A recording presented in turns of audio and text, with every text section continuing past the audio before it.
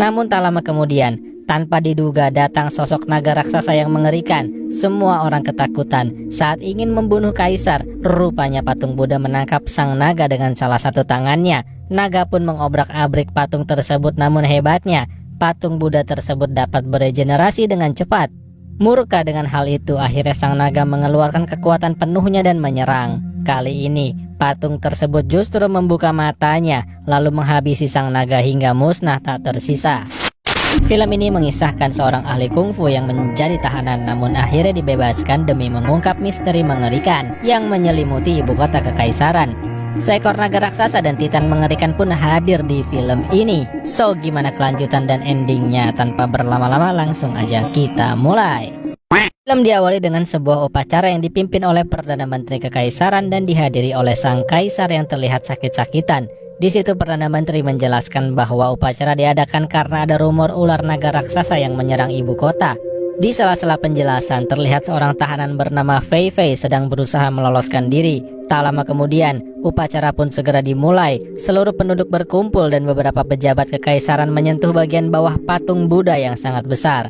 Saat itu mereka terlihat sangat menikmati dan rileks. Namun tak lama kemudian, tanpa diduga datang sosok naga raksasa yang mengerikan. Semua orang ketakutan saat ingin membunuh kaisar. Rupanya patung Buddha menangkap sang naga dengan salah satu tangannya. Naga pun mengobrak-abrik patung tersebut, namun hebatnya patung Buddha tersebut dapat beregenerasi dengan cepat.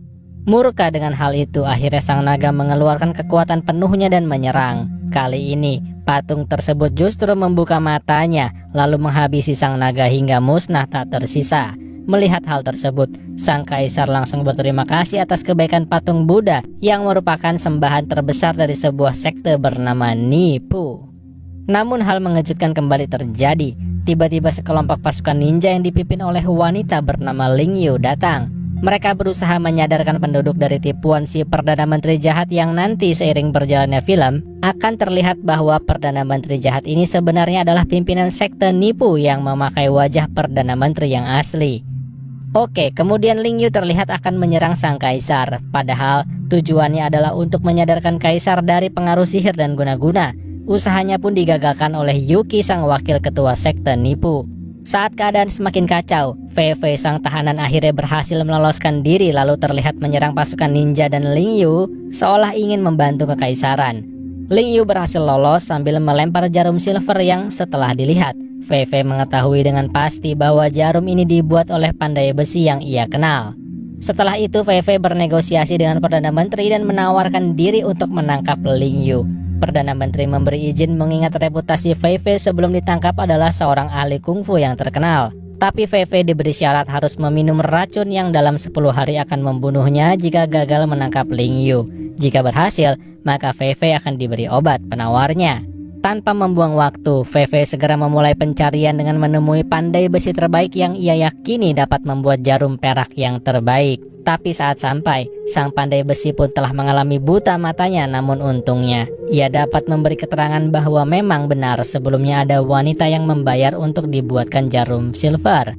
Si pandai besi yakin betul berdasarkan penciumannya yang menjadi tajam setelah kebutaan bahwa yang memesan jarum silver adalah seorang wanita.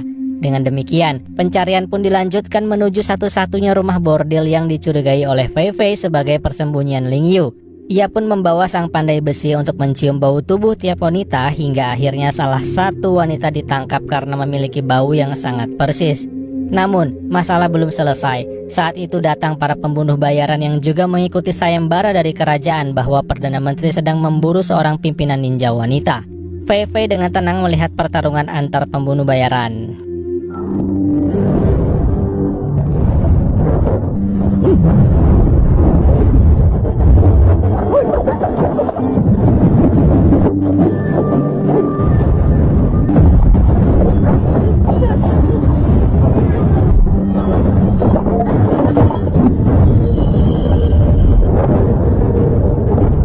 Salah satu pembunuh bayaran menyerang Fei Fei, namun dengan mudah dirinya menangkis jurus Phoenix musuh.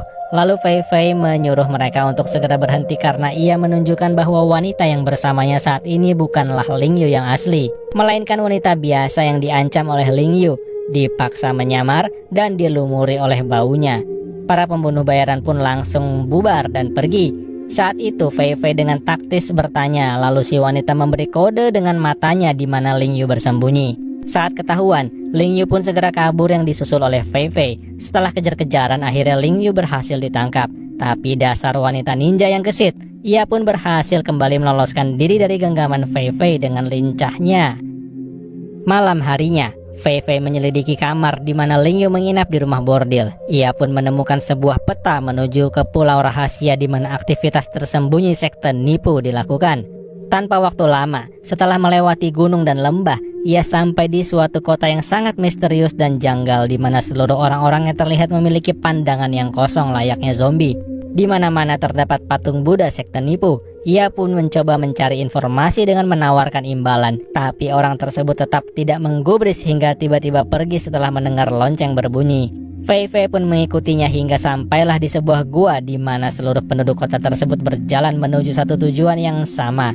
Fei Fei semakin penasaran hingga ia pun mencoba menyamar dan mengetahui apa yang sedang terjadi.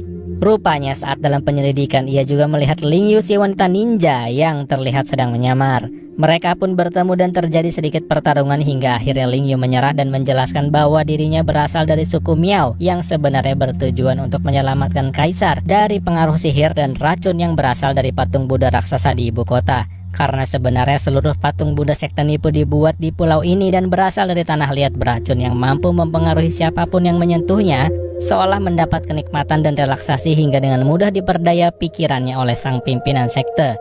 Nah, tak lama kemudian, terlihatlah sang pimpinan sekte yang saat di ibu kota menyamar sebagai Perdana Menteri jahat yang memimpin upacara. Penyamaran terus dilakukan hingga Fei Fei mencoba menyentuh salah satu patung Buddha, dan pandangannya pun kabur akibat terkena efek dari patung tersebut. Saat itu, ketua sekte menyadari ada yang tak beres, lalu menyuruh anak buahnya menangkap Fei Fei yang untungnya mampu mengendalikan diri dan lolos dari ilusi dengan ilmu totok yang dimilikinya. Adegan kejar-kejaran pun terjadi.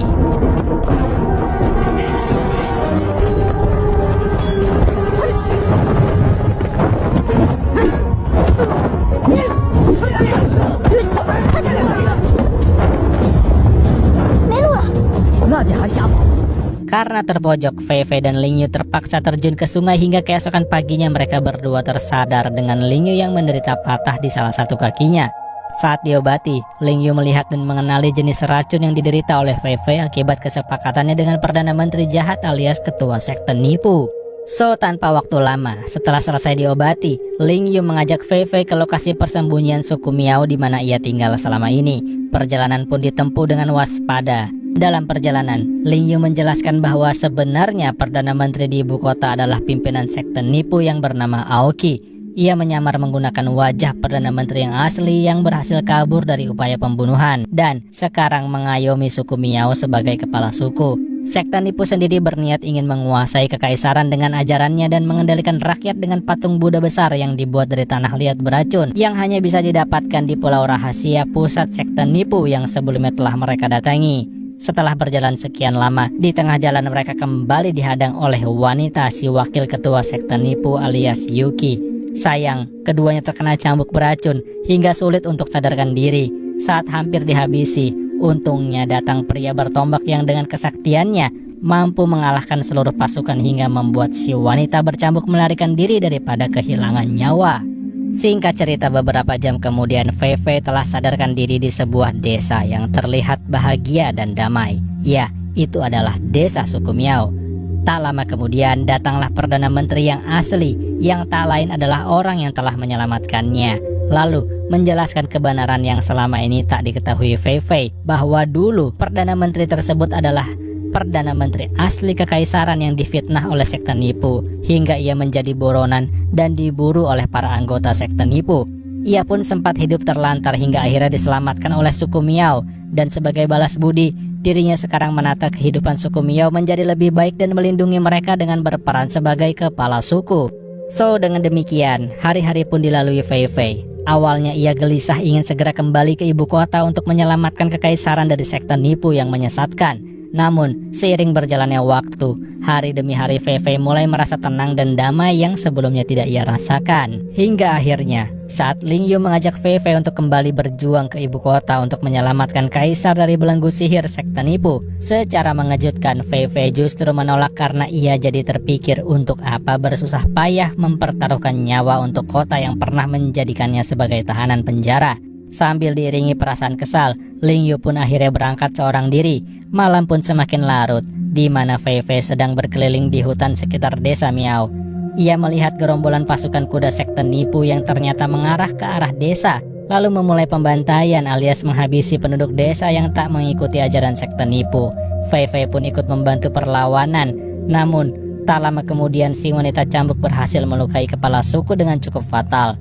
Fei Fei yang sibuk menghadapi pasukan lain jadi telat menolong, walaupun akhirnya ia berhasil membunuh si wanita cambuk alias Yuki. So dengan demikian malam itu Fei Fei diliputi kesedihan dan rasa bersalah karena tak mampu menyelamatkan orang yang telah menyelamatkan hidupnya. Oleh karena itu, untuk membalas budi, Fei Fei keesokan paginya memutuskan untuk berangkat ke ibu kota demi mengakhiri seluruh tipu daya dan penindasan sekte nipu.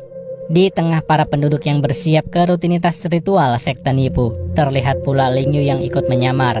Tak lama kemudian, ia pun dikejutkan oleh kehadiran Fei Fei yang ternyata ikut membantu.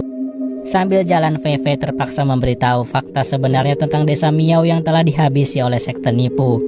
Singkat cerita, ritual penyembahan patung pun dimulai. Namun saat itulah Fei Fei dan Ling Yu mengganggu dengan beberapa bom asap. Perlawanan pun segera mereka hadapi hingga akhirnya Ling Yu dan Fei Fei berhadapan langsung dengan pimpinan sekte nipu. Hal mengejutkan rupanya kembali terjadi, di mana para pembunuh bayaran pun ikut berpartisipasi untuk mengembalikan ibu kota menjadi normal seperti sebelum datangnya sekte nipu.